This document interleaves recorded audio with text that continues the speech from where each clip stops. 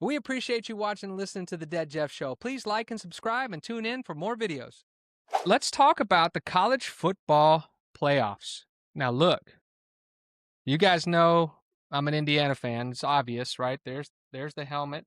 There's my hat. I've been an Indiana fan, primarily basketball, because football has sucked my whole life. There'd be a year every now and then where we would do decent, but man, I know we talked last podcast about Oregon being a tough match, and Luke says Signetti wants to blow him out. Well, that's what happened. It was a massacre. Indiana beats Oregon 56-22. And Nick, I'm sorry about your Ducks. I'm sorry about those, Whack, you know, whack, whack. yellow and green uniforms looking so beautiful as they lost. But just a few things on this game I want to talk about. You know, it started off with Pons getting a pick six, D'Angelo Pons. And then Oregon and Moore bounced back rather nicely and go on a long drive and score a touchdown. So you thought, okay, maybe this is a game. Signetti said, we ain't having it, right? And Mendoza, again, has more touchdown passes than incompletions. And this is incredible. For the whole college football playoffs, he has more touchdowns than incompletions. He went 17 out of 20 for 177 yards and 5 touchdowns. The reason he only had 177 yards passing is because we had 185 yards rushing to go along with those passing yards. And what a complete physical domination by Signetti and the Hoosiers. And I need to say something here. Well, first of all, give me your reactions to the game. I'll go into this Signetti point in a second, but what were your reactions watching this in real time? I know you were texting me, Nick, and you were a little sad, but you knew it was coming. You knew you were being taken to the woodshed. Yeah, so I think what I hoped was that Oregon would find a way to keep it close, right? I think that was my hope, and I had a couple of different people text me about 30 minutes before kickoff about the spread, because the spread moved right toward the end of the game or right before kickoff, and Oregon was getting a couple more points than what we had talked about earlier in the week. And I will say, those of you that have been kind of reaching out to me individually right now, there's no, there's no juice on these picks, but eventually I'm coming for some juice, just a little bit. If we're gonna keep making a bunch of money, but no, I said, stay, don't do it. I said, if you're gonna, Wait, what does that mean? Wait, what does it mean you're coming for some juice? yeah, so You're gonna have to making money? I thought explain. it was moral. You're What making is- money now? no, juice. Juice mean like orange juice, apple juice, cranberry juice. If they're gonna come to me for bets, no. Now, what some people would mean when they say juice, this isn't me, but what some people would mean is if you're gonna pick a bet and you're gonna bet $50, $60, well, your return's got a little juice on it, right? You got a little extra. So that juice has to flow down to the people helping you. Now, I'm just talking about my beverages of choice in the morning. Okay. I just want someone to give me some apple juice. I've never talked You about need a royalty. You need a royalty. That's what you mean. Do you that's what brush you're your talking about. teeth? Do you brush your teeth before or after you drink that juice? it depends on Are you What? before? depends on how full that cup is, Maestro. It depends on how full the cup is. But look, so I had a couple people reach out to me and just say, hey, what do you think about the game? And I said, if you're going to bet anything, bet Indiana to cover. Do not bet Oregon. Like, you would be foolish to bet Oregon here. Even though you picked Oregon to win. Yeah, well, what? the pick was with my heart, right? Like, me wanting Oregon to win was with my heart. The bet will never be with. Fortunately, and I feel so blessed that this is the case, I am someone that can very easily separate my heart from the moral bets that we make here. So, yeah, man. Yeah, some wonder if you actually have emotions, Nick. Some wonder that. That's fair. That's fair. But here's my takeaway from the game, because this was only the now third time that I've watched Indiana play a full game all year. I watched the first Indiana game and I watched the first playoff game. This team, when I hear Kurt Signetti talk, which, by the way, one of my favorite coach interviews out there is Signetti. This dude's got basically zero filter. If there's like a Jason Garrett, Mike McCarthy, Dak Prescott right thing to say coach in an interview, there's the Signetti literally on the way other side of that coin. This dude is just, his team takes on that personality. They play that way. They play nasty. They're physical. It's old school. Like, I mean, it's hard not to enjoy just watching that team fly around the ball and fly around the field. So as much as I hated watching Oregon go down, Indiana is just a lot of fun to watch, man. They really are. Yeah, a complete team. Yep. A complete team, and I think it's not just it's hard to when you think about the way this team was constructed, and I want to get in that to a minute in a minute. But Luke, first tell us your thoughts about the game. Well, I knew they were blowing them out, so uh, that's not surprising to me. Um, but the biggest takeaway I had was I've seen it kind of going around, but this is the second time that Oregon's been blown out in the playoffs Playoff. because Yep. they just got blown out by Ohio State, who's in the Big Ten. Yeah. So I Yeah. don't know what's gonna happen there. Like I don't know. I don't know how many. I mean, I know Dan Lanning's a good coach and everything, but I don't know. A fair But question. that's really like the biggest takeaway I took from it. You know, Well, and here's what I'll say about the construction of Indiana's team. So it's he came from James Madison. He brought a lot of recruits with him. He went to the transfer portal. But here's the real secret. Here's what Signetti's figured out, and maybe a few others. In Miami, they have a little bit older roster too. I think because Carson's back playing his 15th year yeah, of we'll get college into that football. later. But I'll tell you this: the average age on Indiana's team is about 23 years old. It's 22 and a half, just more than that, which means they're playing grown man football.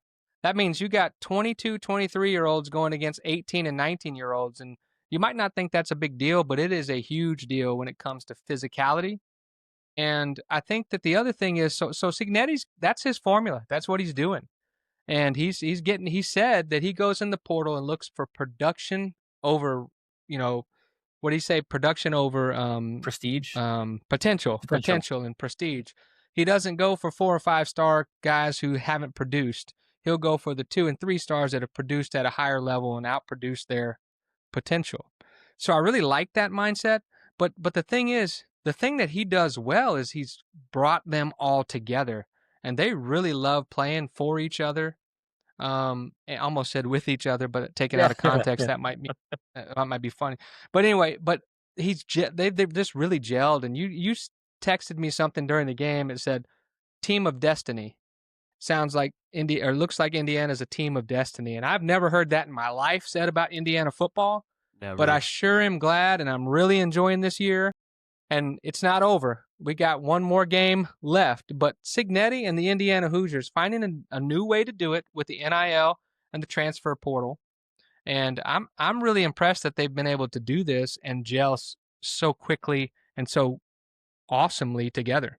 Yeah, it's you sent the amount of like 4-star and 5-star recruits still on these Final Four teams, and so I just independently went and looked at just when the 12 teams that started the playoff, how many 4 and 5-star recruits everyone had, and then some of the teams that missed it, like Texas, like A&M, so BYU, Utah. There are some other schools, Colorado, like that have maybe some more 4 and 5-star recruits. But I think to your point, and it's I wish now that it's so hard to say that college football isn't essentially just a pro sport at this point because of the money that these kids are making. I wish that they would, and I'm sure they will at some point, but I wish they would make it to where these salary cap figures, so to speak, and not that there's a salary cap, but like the amount of money that's being spent is going to become public, or at least a little more public, only because I think that would then add another layer to how impressive it is of what Indiana is doing. Because I highly doubt that maybe other than Mendoza, but even then, like, at the time that Mendoza went over, probably wasn't like a super high, hey, we got to pay this dude the Carson Beck type money.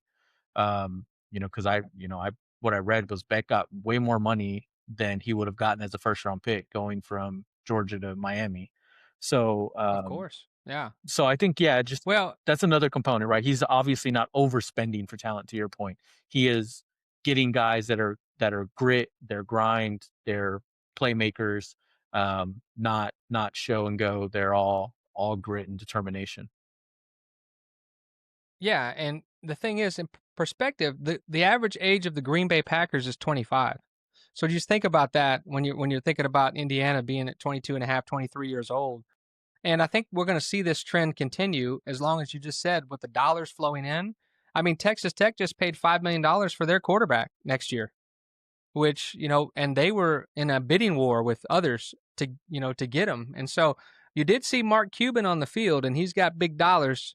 So maybe Indiana will stay relevant for a longer period of time. But I'll just tell you, the little inner child in me is enjoying this Indiana football run more than I ever thought I would.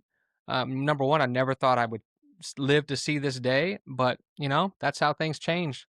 And I will say this about Moore, the quarterback for Oregon. I know people are talking about him being in the second pick, possibly, maybe even the first pick if you value potential over production, like some do. And early on, you thought maybe he had the pick six, then he had that fumble where the running back knocked it out of his hand, and he could have just you know put his tent away and went home, right? But he decided to play hard, and he ended up with a decent day, I think. But obviously, it was not enough. But kudos to him. But I think that you see the difference in Mendoza and Moore. Mendoza is a little bit more ready. Moore may have long-term more potential. We don't know that, but I'll take the production. I'm like Signetti. I'll take that production. It sort of reminds you, like you're talking about Carson Beck playing forever. Bo Nix did the same thing, and he's come out in the NFL and done really well. I see Mendoza being a little bit like a Bo Nix, with maybe just a little bit more talent. But shout out to Moore at Oregon, and I love Dan Lanning too. He's a great coach, and he was a class act in the press conference, I thought. But Indiana, man, that philosophy, that's here to stay. And I think with the dollars keep flowing in, um, it's going to be that way for a while. But proud of the Indiana Hoosiers, proud of Coach Kurt Signetti and all the team. And we got one more, and in the semifinal match was Miami and Ole Miss, and that was a really good game. It came down to the wire. Carson Beck scores with 18 seconds left or something like that, drives the team down for the game-winning touchdown, and they beat Ole Miss 31-27. I thought it was a hard-fought, even game, and I think the difference was in third down conversions. Miami was 11 of 19 on third down. Ole Miss was 2 of 10. Time of possession was 41 minutes Miami, 19 minutes Ole Miss. How is Ole Miss even in this game when you start looking at those kinds of stats? Well, here's why. Because Miami is let them stay in the game. That's why. And yeah, I think did the Ole Miss had like 4 field goals. They were getting field goals instead of touchdowns, but they had a chance, to really take this game. And some thought when they scored with, I guess, 3 minutes to go to take the lead that they were going to win it. But man, Carson Beck did lead them on a nice drive. And there's the maestro putting up the bracket where you see Miami advancing over Ole Miss. They'll take on Indiana in the national championship game. What did you think about Ole Miss losing to Miami? Yeah, I think, I was cautiously optimistic about Ole Miss actually being able to win the game, but actually for the exact thing that didn't turn out to be true. I thought that because of Ole Miss's, maybe ability to run the ball a little bit, that they may control the time of possession and they may be able to keep Miami's offense off the field. Obviously, that didn't happen. So it was kind of astounding as they kept showing the time of possession throughout the game. Every time they would show it, and I'd look over at the score, I'm like, how in the world is this game even still in question? Like, this is insane. But I think to your point, uh, there was a definite point in the game right in that fourth quarter drive where as Ole Miss was driving, I may have texted you, I'm not sure if it was you or my brother, but I said, I hope that they score here, but they really need to slow down. Like, they are moving entirely too fast. And then when they scored the touchdown, I was like, that sucks. Like, they left enough time for Miami to bleed the clock, score, and end the game, which is essentially exactly what happened. So, look, credit in the world to Ole Miss for everything that they had going on, and with all the transition and change, and nobody giving them a chance. Yeah, the coaching situation was rough, right? Yeah, and it's so the fact that they were what 2 minutes away from playing for a national championship is insane, and not sure if you saw, and we might even get to it later in the news with the maestro, but Chambliss got denied his 6th year of eligibility. So it Yeah. just, it really sucks, right? It's kind of heartbreaking for them. Um, I'm assuming that they'll still be relevant and they'll still be good, but So it's kind of a perfect storm of events for them. So hats off to Ole Miss, but man, Miami, from people kind of mocking them even being in the playoff to now they're in the Natty, and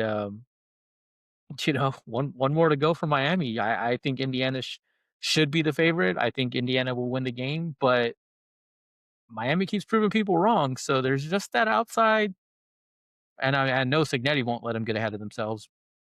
It Yeah, might. let's not talk about that game just Yeah, yet. yeah. I'm Let just because I saying. want to say shout out to Chambliss at Ole Miss. Man, he came out of nowhere. And I don't know what his NFL future will be if he has one. But he really has helped himself here by the way he's played in these games. And man, they fought hard, and I thought they were going to pull it off. And Miami's defense didn't look as ferocious as we thought they would. And Chambliss just made some really good plays. But I really think what you said there about the coaching situation. I have a question. If they would have won the national championship, I'm assuming Lane Kiffin would have gotten a ring, right? Now, if you're Lane Kiffin and you get this ring, do you ever wear it or put it out? And obviously we don't have to worry about it because they didn't win. But I was thinking that Miami was marching down the field, it's like if they don't score and Ole Miss goes on and wins this thing, does Lane Kiffin get a ring? And if he does, do you proudly display it? What do you do? Yeah, I don't. He definitely gets the reward, the ring, and not only that, but I'm not 100% sure on the exact numbers, but I think he got it's like 250K for the first 2 rounds. It would have been 500K for the win over Miami, and then another 750 for the national championship win. So not only did he get the ring, but he had some pretty big money on games he had Yeah. nothing to be a part of other than obviously it's the team he constructed and so on and so forth. So Well, we don't have to worry about that yeah, because they lost, right. and they probably would have lost to Indiana anyway. Let's be real. Yeah. Um, so okay, we can move on now to the national championship game. Anything on the Ole Miss Miami game, Luke? Although you were riding with the U this whole time. Yeah, And I just have to say I never dissed them. I never counted them out. Uh, but I don't have them beating Indiana. Obviously, I just think Indiana's better constructed, better coached. Just they're gonna be ready to play, and they might even blow them out. To be honest, take it easy. Take it easy. Because look, I'm here's just the being thing. honest. The game is at the Hard Rock Stadium, which is Yeah, the Orange Bowl is the game, right? It's in Miami's backyard, but you saw the Hoosier fans show up yeah, In Atlanta. There's yeah. like 85% Indiana fans, which that's a disgrace to the Oregon fans to let Indiana get all those tickets. That's crazy. But I hope the same thing happens and that the Orange Bowl at Hard Rock Stadium turns into cream and crimson Indiana home I crowd. think it might. Well, I hope it does because we're favored by 7.5, depending on what line you're looking at, I believe. Uh-huh. And here's what I'll say: I think Indiana's the more complete team. When you look at the defense, we got from the secondary to the line. We got a stud at linebacker. We got studs on the line. We got obviously our pawns and our DBs are great, but we have a running game and a quarterback who is just as accurate as I've seen in college. Now, college open and pro open is two different things. So if it translates to the next level, we'll see. But all we need him to do is play this way against Miami, and I think we will win. Um, and we should cover that 7.5. But I'm not going to disrespect Miami like that because they're kind of a team of destiny too. Like I said, their average age on their team is trending a little older, not like Indiana's, but I think that probably is because of Carson Beck mainly. But what I'll say is this does give me a little pause because it's in Florida. It's 20 miles or whatever it is from their campus, and so that does make me pause a little bit. And I'm not going to disrespect the Hurricanes, but I believe Indiana and Coach Kurt Signetti will get this done. Yeah, some Now you don't want to disrespect them, even though the Ohio State game, you're like they're I playing learned my Ohio lesson. State. They're playing Ohio State, I actually didn't pick man. them against A&M, so I didn't pick them against A&M. So I learned my lesson with the U, and they taught me that lesson. So I'm going to be polite and respectful, But I really think Cignetti and the Hoosiers will bring home the national championship, and I can't believe I really just said that. Yeah. So some numbers here for you, just as we kind of roll into this. You were right. The Hoosiers are currently 7.5 point favorites. They opened as 5 point favorites. Yeah. The numbers that have been coming in, and obviously as a result of what this looked like, they've picked up a couple of points, and I think by next Monday, which is when the game is, the 19th, this number could even balloon up to 9 or so. So here are another couple of just kind of interesting stats here. When the season started, Indiana Hoosiers were 150 to 1 odds to win the national championship. So for those of you math whizzes out there, a $10 bet would have won you $1,500 had you made a $10 bet on Indiana to win the Natty.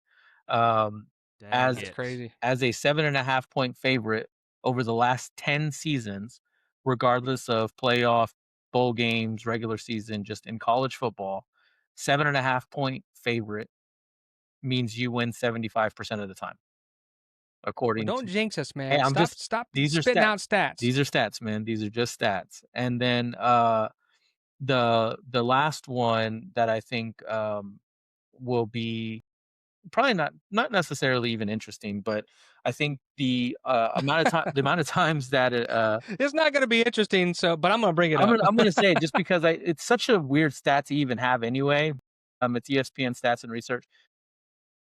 56% of the time that a favorite in a national championship game over the last 20 seasons, they've won 56% of the time. Which is so like just a random, you That's know, because it's been Nick Saban in Alabama most of the time. it's probably something to that, honestly. Which I think Cignetti might be the new Saban. I think Indiana might have like a Alabama type run. As Yeah, long if he as stays I don't here. as know. long Yeah. as it's Yeah, if he stays, yeah. exactly right. As long as he stays there, I completely agree with you. But let him go through another season of what he just did in these two, and man, they're gonna have to be. I don't know. I don't know if Indiana can afford to run with some of these schools that are going to throw the bag at Cignetti. Well, listen, I'm wishing the Hoosiers all the luck in the world.